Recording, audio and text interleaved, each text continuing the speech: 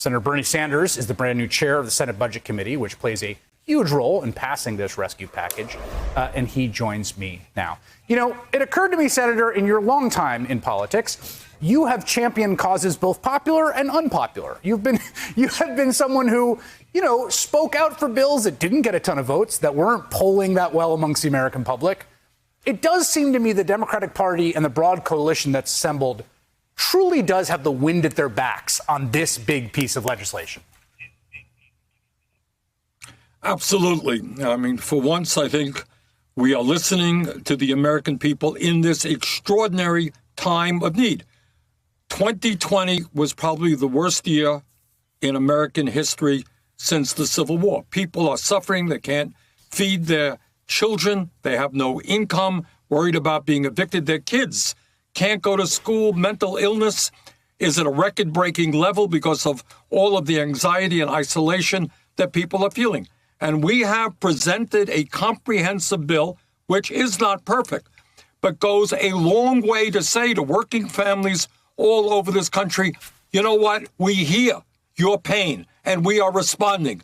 We're going to get you that $1,400 check for every working class adult. That's a family of four, $5,600 on top of the $600 checks they received last month.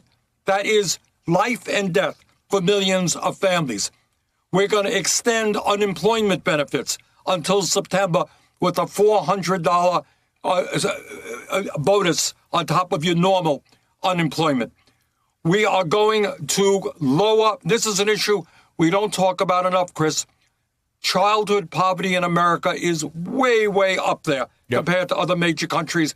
This legislation lowers childhood poverty by 50%. We're going to raise the minimum wage to a living wage, $15 an hour. That is why the American people support what we're doing. We're listening to their pain. We're responding. So part of the reason that you are a fulcrum for this is that you're the chair of the Budget Committee, and the Budget Committee and the budget process of reconciliation is how this is going to happen. There's a technical question. I just want to set this up before I ask you about it, right? So there is a technical question that if you want to go through the reconciliation process, which goes around the filibuster, simple majority rule, everything in it has to be germane to the budget. And there is an argument about whether raising the minimum wage is sufficiently germane to go in or out. The Senate parliamentarian will rule on that.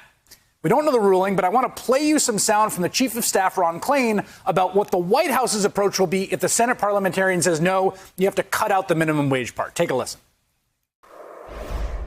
We're all waiting on bated breath for a ruling from the Senate parliamentarian, which, at least when I walked over here, had not yet come down. Her ruling is going to have a big impact on the future of that provision.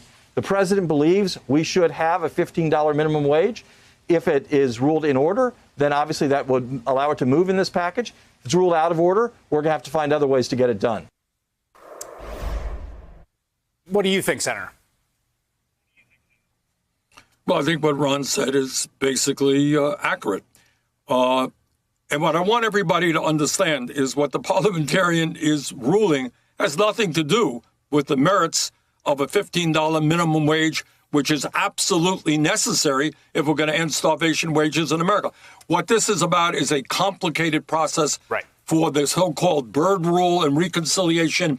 Is this a budget issue or is it incidental? We made arguments this morning, which I think were very compelling, that this is consistent with the Byrd Rule and the reconciliation process. So we think we got a good shot to win.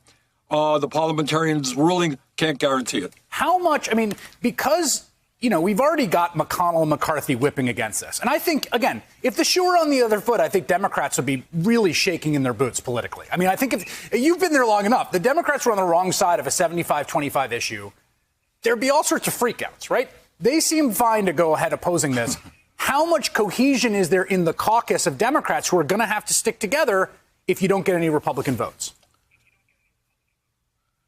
Look, Chris, I'm not going to tell you that when you have 50 people, there aren't 50 different nuances of opinion, including myself. Things in this bill, I don't like. You and Joe Manchin don't agree on everything exactly? Yeah, I think that you could safely say that.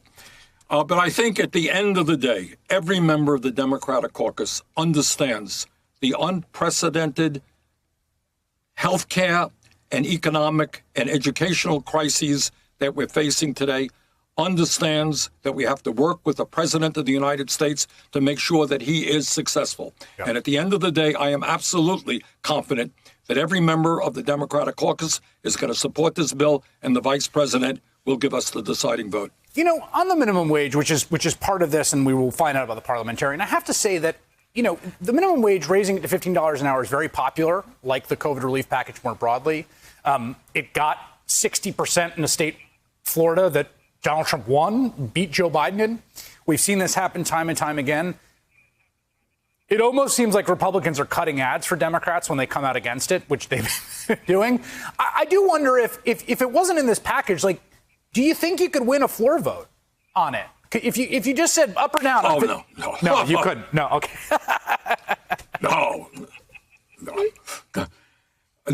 you could not. As of now, there's not one Republican who will support a $15 an hour minimum. Yeah. I'm sorry, I didn't mean to. Oh, I just what you're saying, just to be clear here, is that if you were in a filibuster world and you needed 10 Republican votes, you're saying there's not 10 Republican votes to raise the wage. Let me be very clear about this. The only way that we are going to raise the minimum wage is through reconciliation or ending the filibuster. In my view, I do not see in the foreseeable future getting significant support from Republicans.